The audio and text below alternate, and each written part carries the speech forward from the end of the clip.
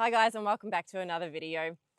I'm here with George, and I thought that today it might be a good opportunity to explain to you what is a side pull and why somebody would use a side pull.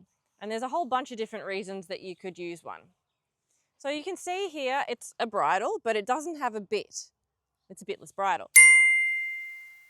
The reine's attached to rings on the side of the noseband, and there is no lever action or any kind of constriction, which you can get on some forms of bitless bridles. There's no pole pressure like you might get on a hackamore. It's basically like riding or working in a halter, but with the rings to the side, it just makes it a lot more easy to apply direct pressure. And I would use it on a breaker before introducing the bit, or if you had the bit and the horse was used to the bit, I still would use a side pull so that we're just minimizing the amount of new things that the horse is learning at once.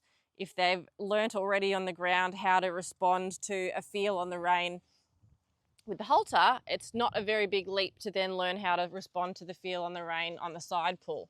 So the horse can start to learn your different aids, just like he would with a bit, but in the side pull. Now with George, the reason that I am using it for him is because although he's worn a bridle plenty of times and he raced a few times, his education wasn't very thorough and he doesn't really understand about giving to pressure.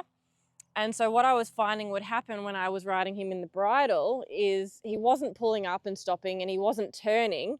And so I was having to increase the amount of pressure I needed to apply to the rein in order to get him to respond. And I just really don't like the idea of putting that much pressure on a rein when we've got a bit in the horse's mouth, a hunk of metal in a really sensitive area of the horse. So if I need to firm up to clearly demonstrate to him what I want, then I will do it, but I don't want to be causing him any pain when I do it. So this way, George can learn how to respond to the rein. And if I need to make it more clear, if I need to get a little bit more firm in the feel, it's not going to hurt him the way a bit would hurt him. And then when he's really clear on his response to the rein aids, then I can move back to the bit. I might even do a transition thing where I've got the bit in, but I also have the side pull over the top, and I can use my pressure on the bit, and then if he's not responding, I could go to the side pull, for example. So that's one reason you could do it. You also might use it on a horse that's really sensitive to the bit. So the opposite of George. If a horse is really struggling with the feel of the bit in his mouth and is really overreactive, you might go to the side pull and help them understand that, again, help them understand what the rein feel means without having to create such an immense amount of worry in them. And then you could potentially transition back to having the bit, or if you don't need to, there's no need to use a bit. You could ride like this in your pleasure horse for life if you wanted to. I think they're a really great tool. Okay, so I thought I'd jump on and give you guys a little bit of a demo with the side pull, and also it's a little bit of an update for you guys to see how George is going and where he's at, which, by the way, is very green, and we're just taking things really slow. But before I jump into the demo, I thought that I would just give a little shout out to Flexible Fit Equestrian. How cool is this little neck strap here? I ride a lot of young horses. I've got 2 young horses. I ride green breakers, and I thought, things can go wrong, and it's nice to try and give ourselves a little bit of security. I've got my little Jesus strap here, but how good is this? My hands are going to be sitting here when I'm riding. If something goes wrong, I can just grab this. It's sort of up at hand level. It's got these straps here to attach to the D-rings so that the handle part doesn't slide around, and I'm stoked with the purchase. Okay, we'll get back into the demo.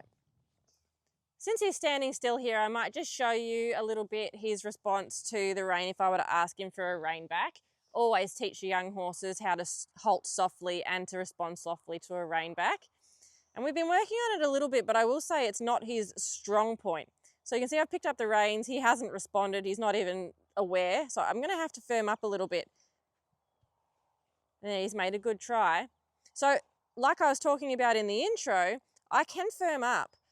And also, obviously, he can feel the pressure on his nose, but it's not going through really sensitive nerve endings in his mouth for him to get this part of his education. Good boy.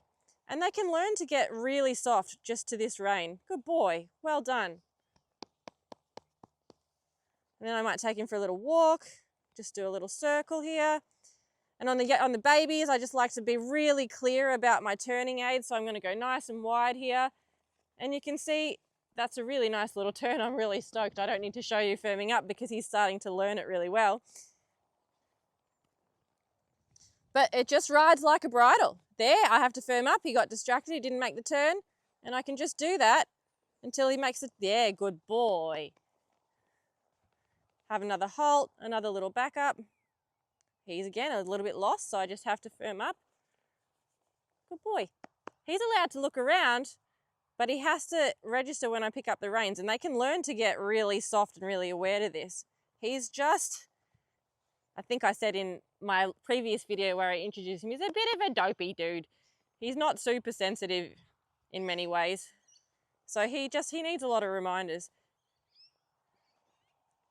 But you can see that they can learn to clock the rein pressure on the side pull off not a lot of pressure at all. Okay guys, thanks for joining. I hope you enjoyed and you learned a little something, and I'll catch you on the next one.